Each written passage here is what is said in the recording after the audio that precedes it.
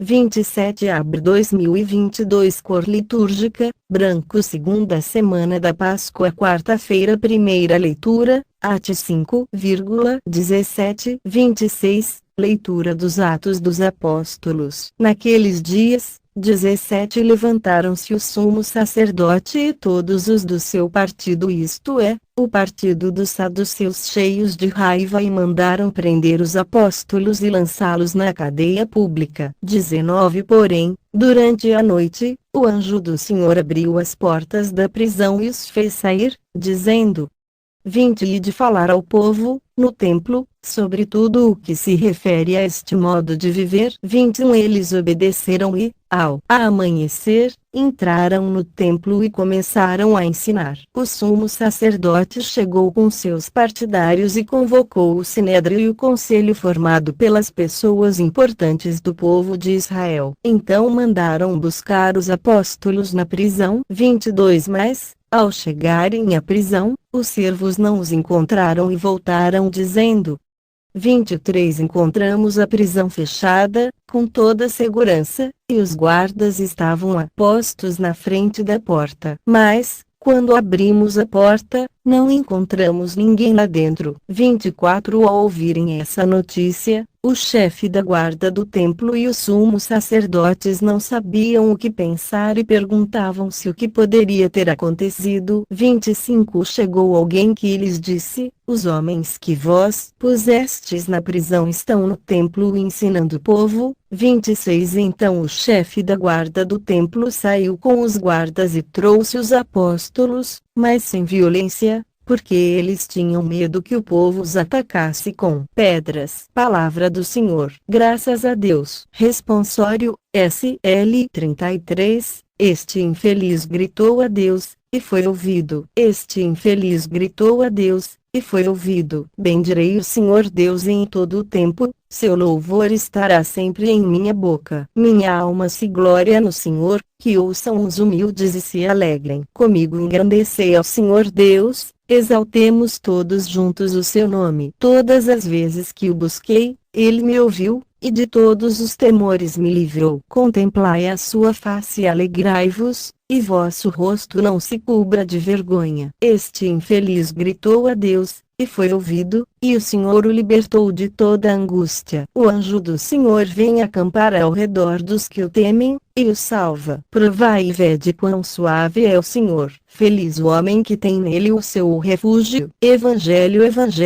Jó 3,16-21. O Senhor esteja convosco. Ele está no meio de nós. Proclamação do Evangelho de Jesus Cristo segundo João. Glória a vós, Senhor. 16 Deus amou tanto o mundo, que deu o seu Filho unigênito, para que não morra todo o que nele crer, mas tenha vida eterna. 17 De fato, Deus não enviou o seu Filho ao mundo para condenar o mundo, mas para que o mundo seja salvo por ele. 18 Quem nele crê não é condenado, mas quem não crê já está condenado, porque não acreditou no nome do Filho unigênito. 19 Ora, o julgamento é este: a luz veio ao mundo, mas os homens preferiram as trevas à luz, porque suas ações eram más. 20 Quem pratica o mal odeia a luz e não se aproxima da luz, para que suas ações não sejam denunciadas. 21 Mas quem age conforme a verdade aproxima-se da luz, para que se manifeste que suas ações são realizadas em Deus. Palavra da salvação. Glória a vós, Senhor. Homilia diária. Deixe que o amor de Deus cure o seu coração e preencha a sua vida. 27 de abril. Meus irmãos e minhas irmãs, sentir-se e saber-se amado é uma verdade que preenche o nosso coração. Existe remédio e conclusão melhores na nossa vida se chegar quando nós nos percebemos amados por alguém. Não. Quando nos sentimos amados por alguém, nos sentimos acolhidos, importantes, especiais, Isso cura todas as feridas e preenche o nosso coração. E essa verdade, que a nível humano nos completa tanto, a nível espiritual e divino também nos faz tocar numa realidade preciosíssima: Deus nos ama. Se chegarmos a essa verdade, ótimo, pois já chegamos a tudo. E é isto o que, hoje, o Evangelho começa afirmando para nós: Deus amou tanto o mundo que nos deu o seu Filho unigênito para morrer por nós, para que nós não fôssemos condenados, e sim salvos. Esta é a glória e a alegria de Deus, que eu e você nos reconheçamos amados, nos sintamos amados e vivamos como filhos amados. Como seria bom se essa verdade descesse da nossa razão para o nosso coração. Se não fosse na nossa cabeça só um conceito, só uma ideia, um pensar: Deus me ama, Deus ama a todos, mas que isso fosse realmente carne na nossa carne, que não fosse só um elemento do relato bíblico. Como seria bom se isso não fosse só um ensinamento do catecismo, da Igreja Católica, que isso não fosse somente expresso num dogma, mas que experimentássemos na nossa vida, na nossa carne, o quanto Deus me ama. Existem barreiras que nos impedem de experimentar essa verdade, e nós sabemos muito bem, é a nossa tendência a olhar só para o lado negativo, só para o lado sombrio da nossa vida. E quando nos deixamos levar por essa tendência negativista, nós caímos naquela mania de nos desvalorizar. E quando não nos valorizamos, fica difícil imaginar que Deus nos ame incondicionalmente.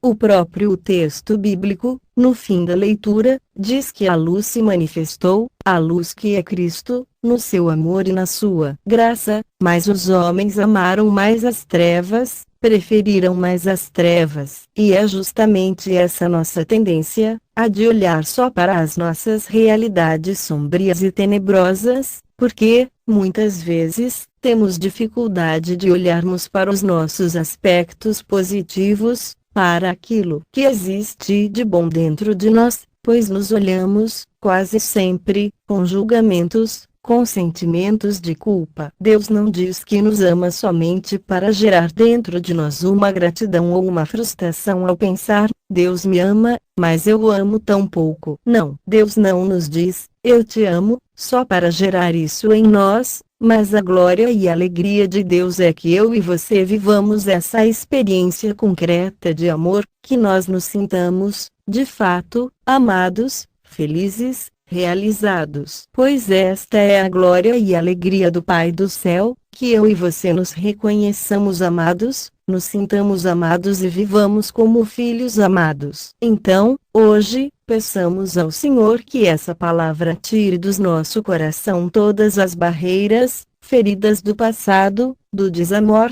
que tire as nossas feridas do negativismo, do pessimismo, que nos tire dessa mania de olhar só para nosso lado negativo. E deixemos que o amor de Deus cure o nosso coração e preencha toda a nossa vida.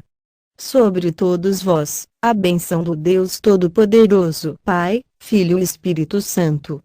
Amém. Padre Donizete Ferreira, sacerdote da comunidade Canção Nova. 27 Santas Itas Santo do Dia Can Virgem 1218